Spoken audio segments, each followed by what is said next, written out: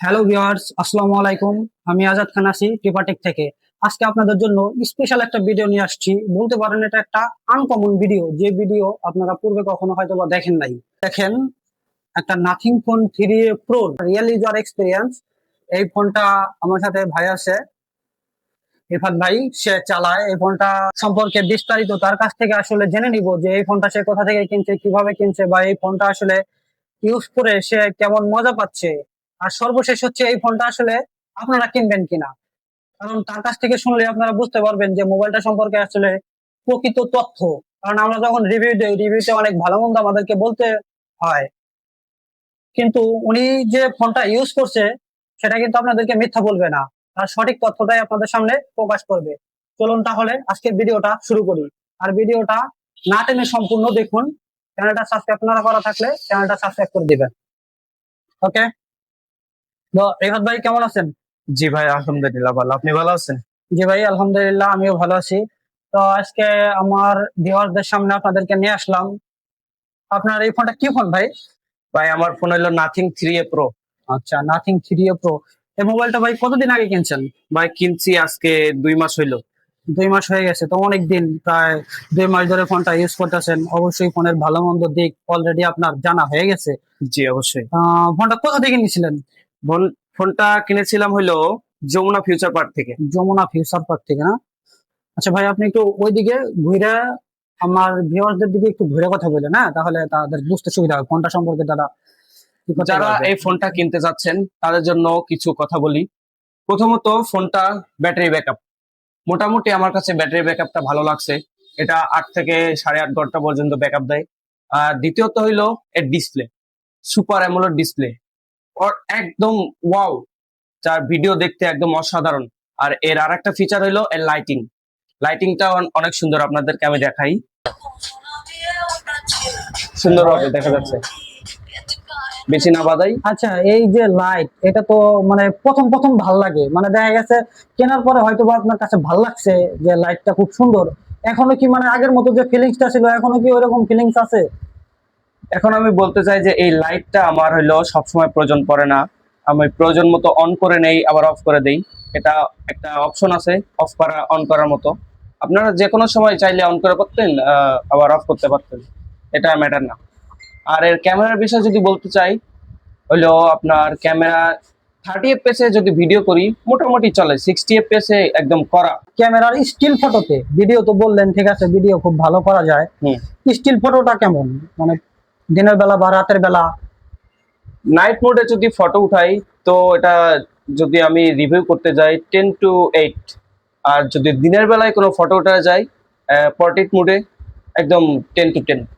আচ্ছা, পোর্ট্রেট মোডে কতগুলো ফোকাল লেন্থ আছে? 1x, 2x বা 3x কোন পর্যন্ত সর্বোচ্চ তোলা যায়?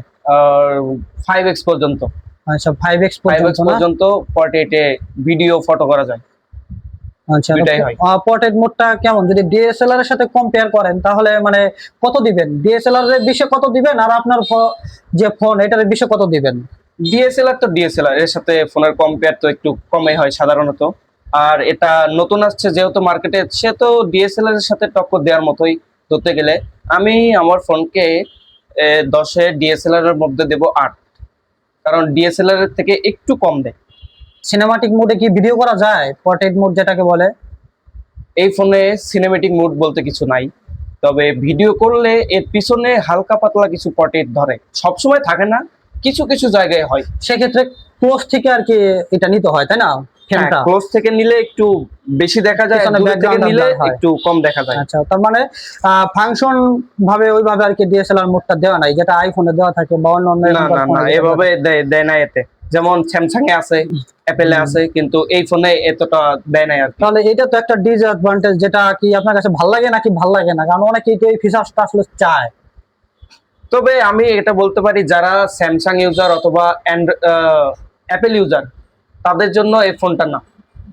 কারণ এটা হলো একটা অন্য প্রকার ফোন, নতুন, যারা ইউজ করেন নাই তারা কিনে দেখতে পারে। আর এর ইউআইটা কেমন লাগে? মানে ফাংশন টাংশন তো এমনি নর্মাল যে ফোনগুলা তার থেকে সম্পূর্ণভাবে আলাদা।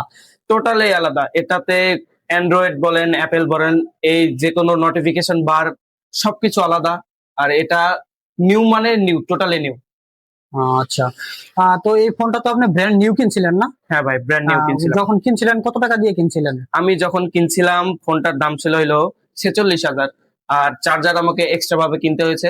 চার্জার সহ আমার পড়েছে 49,000 টাকা। রিফাত ভাই, আপনার ফোনের তাহলে র্যাম রোম কত জিবি এটা?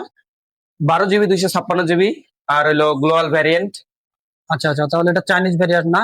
তো এখন 12 জিবি 256 জিবি সম্ভবত মার্কেটে হচ্ছে 42,000 টাকায় মনে হয় পাওয়া যায়। হুম। তো 2 মাসের ভিতরে যে এই যে 3-4 হাজার টাকা আসলে কমে গেল, এটা নিয়ে আপনার অনুভূতিটা আসলে কি?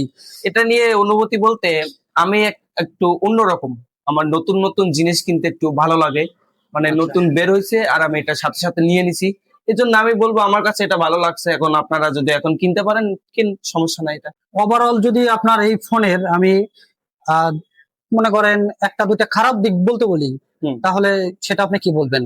মানে কি কারণে এই ফোনটা আসলে মানুষ কিনবে না, আমার ভিউয়ার্সরা কি কারণ থাকলে এই ফোনটা তারা অ্যাভয়েড করে যাবে আর কি? এর খারাপ দিকটা হইলো প্রথমত পোর্ট্রেট মোড নাই। যারা ভিডিও ক্রিয়েট করেন আর যারা কন্টেন্ট ক্রিয়েটর আর কি, এদের জন্য এটা আসলে পারফেক্ট হবে না। কারণ পোর্ট্রেট মোড হলো আসল। পোর্ট্রেট মোড ছাড়া ভিডিও করা মানে বিফলে, আর ওটা এডিটিং মেডিটিং অনেক সমস্যা করে, ঝামেলা হয়।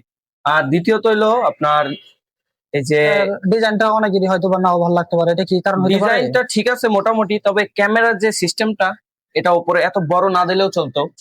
আর আর কি আমার এটা উপরে ভিতরে এক্সট্রা প্রোটেক্টর লাগায় নিতে হচ্ছে। স্ক্র্যাচ পড়ার মানে প্রবল সম্ভাবনা থাকে, তাই না? হ্যাঁ, মানে এত scratch এর বড় অনেক একটা প্রবল ইয়ে দিচ্ছে, সম্ভাবনা আছে। এটাও একটা কারণ হতে পারে। আর ডিসপ্লে তো এমনি ঠিকঠাক আছে, ওটা তো কোনো সমস্যা না। না, ডিসপ্লে কোনো সমস্যা নাই, ডিসপ্লে একদম perfect. Display sound quality? Sound quality যদি আপনি আমার কাছে শুনতে চান তাহলে আমি এতে 10-এ 6 দেব। কারণ এর সাউন্ড কোয়ালিটি মোটামুটি আমার কাছে লাগছে। এখন আপনারা শুনে দেখে ইউজ করে আচ্ছা, তার মানে বুঝতে পারবেন। এইটাও একটা একটা ডিসঅ্যাডভান্টেজ বলা যায়, মানে ফোন না কেনার কারণ হইতে পারে। হুম। আর আরেকটা জিনিস যেটা, এটার ইউআইটা অনেকটা একটু হিজিবিজি মনে হয় লাগতে পারে অনেকের কাছে, না এটা ঠিকঠাক আছে? এক একজনের পছন্দ এক এক রকম। এখন আমার কাছে মোটামুটি লেগেছে। এখন আপনারা এক একজন যে যেটা পছন্দ করেন আর কি। আচ্ছা। আর আমার ভিউয়ার্সরা যদি আসলে আপনার এই ফোনটা কিনতে চায়, সেক্ষেত্রে আসলে কোন কোন কারণ বিবেচনায় রেখে তারা এই ফোনটা কিনবে? যারা ফ্যাশন করতে চায় তারা আচ্ছা। ফোনটা নিতে পারে। আর যারা আনকমন ফোন, হ্যাঁ। প্রফেশনাল ইউজার তাদের জন্য এই ফোনটা না।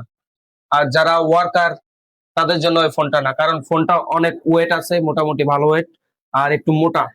হ্যাঁ, এই জন্য আর কি প্রফেশনাল ইউজারদের জন্য এটা না। যারা ফ্যাশন করতে চান বা বন্ধু বান্ধবের সাথে আড্ডা মজা ইত্যাদি, এর জন্য ঠিক আছে। আচ্ছা, যারা গেমিং করে, মূলত এখন তো ইয়াং জেনারেশন গেমিং এর পাগল বলা যায়। তো গেমিং যারা করে তারা কি এই ফোনটা নিতে পারবে? বা আপনি কি গেম খেলেন, খেলে দেখছেন ফোন হিট হয় কিনা? প্রথমত এতে গেমিং করা যায়, আর গেমিং করার সময় ম্যাক্স বলেন আর যে কোনো মুডে খেলেন, পাবজি ফ্রি ফায়ার আর যত বড় বড় গেম আছে করা যায়। গরম হয় না অতটাও, আর ল্যাগিং তো দেয় না। আর নেট সম্পর্কে যদি বলি, এটা গেমিং এর সময় গেমিং পারফরমেন্স ভালো দেয় অনেক। আর ল্যাগিং মোটামুটি যদি বলতে চাই, যদি 2-3 ঘন্টা যদি গেমিং করা হয়, এটা একটু গরম হবে, হওয়ার পর একটু স্লো ল্যাগিং হয় আর কি। আচ্ছা, তার মানে এটা দিয়ে যারা এক্সট্রিম লেভেলের হেভি গেম করে থাকে তাদের জন্য মোবাইলটা না, না, মোটেও না। টুকটাক যারা গেমিং করে থাকে হ্যাঁ, তাদের তাদের জন্য জন্য এটা পারফেক্ট আছে। পারফেক্ট আছে। আচ্ছা, তো সর্বশেষ আসলে মোবাইলটা যেহেতু 2 মাস 3 মাস আর কি বয়স হয়েছে, হুম। তো আপনার কতদিন মোবাইলটা আসলে চালানোর ইচ্ছা আছে, বা এরপরে মোবাইলটা আসলে সেল করে দিয়ে নতুন কোনো মডেল কেনার ইচ্ছা আছে কিনা? বা মোবাইল নিয়ে এখন আপাতত কতটুকু স্যাটিসফাইড? আমি এখন বলতে গেলে এটা নিয়ে মোটামুটি স্যাটিসফাইং এ আছি। কারণ আমি হেভি ইউজার না অতটা। আমি এটা কিনেছি মূলত টেস্ট করার জন্য যে কেমন লাগতেছে, এটা আচ্ছা। নতুন আসছে বাজারে। নতুন একটা ব্র্যান্ড নাথিং। হ্যাঁ, এখন আমি এটা চালায় দেখলাম এটার অনুভূতি কেমন। আর কয়েক কয়েক মাস চালাবো, চালায় এটা হয়তো সেল করে দিতে পারি। আচ্ছা, ঠিক আছে। তো ভিউয়ার্স, আপনারা যারা মোবাইল সেকেন্ড হ্যান্ড কিনতে চান, যদি নাথিং ফোন 3A প্রো কিনতে চান, আমার সাথে যোগাযোগ রাখবেন। ভাই যদি সেল দেয়, আমার মাধ্যমে হয়তো বা সেলটা দিতে পারে, তখন আপনারা একটু কমে মোবাইলটা নিতে পারবেন। আর যারা ব্র্যান্ড নিউ কিনতে চান, তারা যে বিষয়গুলো বললো মোবাইলের ভালো দিক, সেগুলো বিবেচনা করে ব্র্যান্ড নিউ আপনারা যমুনা ফিউচার পার্ক বা বসুন্ধরা থেকে কিনতে পারেন। আর যে খারাপ বিষয়গুলো যেটা বললো, আপনার সাউন্ড কোয়ালিটি, তারপরে গেমিং এর দিক, আর হচ্ছে ভিডিও কোয়ালিটিটা একটু, যেমন পোর্ট্রেট মোডে ভিডিও করা যায় না, এগুলো হচ্ছে এই মোবাইলের খারাপ দিক। তো এইগুলা খারাপ দিক ভালো দিক বিবেচনা করে আপনাদের যাদের মনে হয় মোবাইলটা কিনবেন তারা মোবাইলটা কিনতে পারেন। ভালো থাকবেন সবাই, আসসালামু আলাইকুম। আর আমার চ্যানেলটা যদি সাবস্ক্রাইব না করা থাকে তাহলে অবশ্যই চ্যানেলটা সাবস্ক্রাইব করে পাশে থাকবেন পরবর্তীতে এরকম ভালো ভালো ভিডিও আরো পাওয়ার জন্য। ওকে, বাই বাই, টাটা।